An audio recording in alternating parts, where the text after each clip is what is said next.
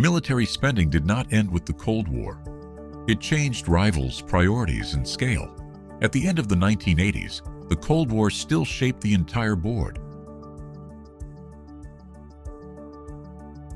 The United States spent nearly 3 times as much as the Soviet Union, with Western allies filling much of the top 10. Yet both superpowers were already pulling back, and the rivalry that had defined a generation was approaching its final act. Then the Soviet Union disappeared, and the military spending race became radically lopsided.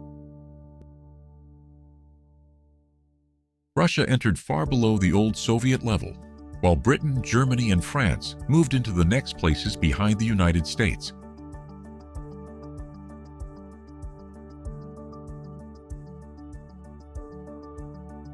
The Gulf War also showed how much high-end power Washington could concentrate far from home.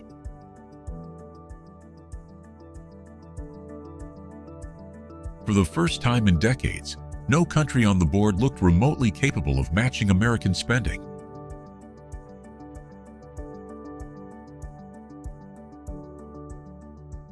The middle of the 1990s brought the peace dividend that many governments had expected.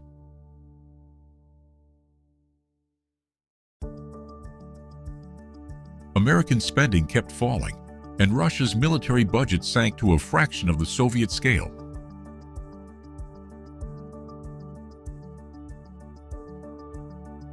But the United States still spent many times more than every challenger, even while operating with allies in the Balkans.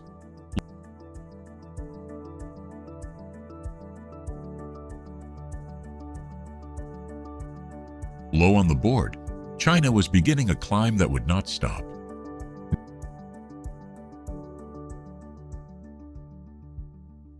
Near the turn of the century, the long decline in American spending ended.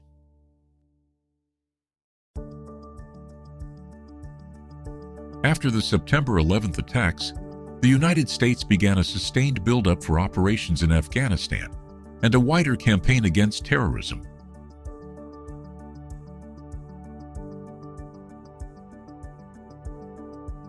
China moved in the same direction for a different reason, financing a long modernization drive.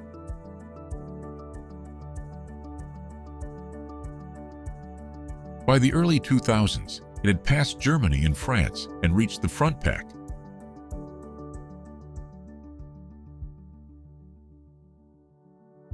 The invasion of Iraq pushed the American buildup into a much higher gear.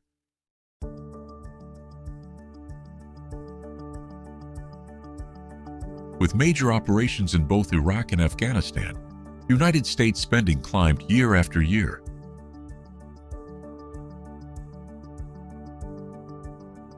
China's increase was smaller in dollars but relentless in direction, funding new aircraft, ships, missiles, and command systems.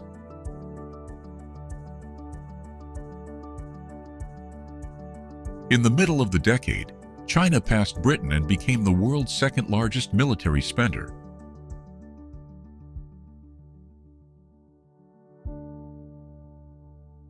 The financial crisis shook the global economy, but it did not stop the spending peak at the top of this chart.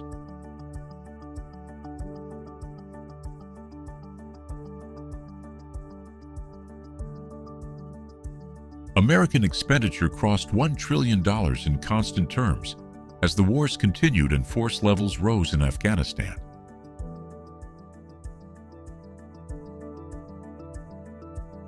China held second place and kept expanding across every major military domain. The gap remained enormous, yet the direction of the next long rivalry was now unmistakable. As American forces left Iraq and began drawing down elsewhere, the #1 bar finally moved lower.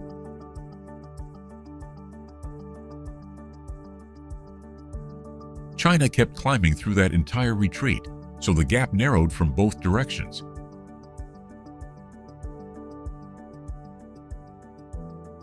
Russia also rebuilt after its post-Soviet collapse, while Saudi Arabia moved sharply upward on large equipment purchases.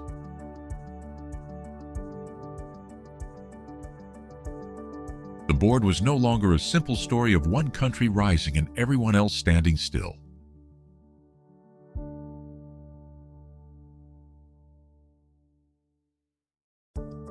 By the middle of the decade, China's second place was no longer a temporary overtake.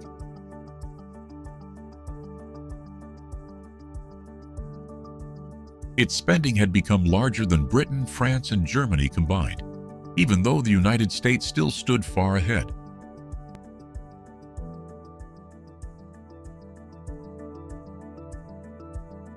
India also climbed steadily and moved into the leading group, reflecting the growing weight of Asia on the board.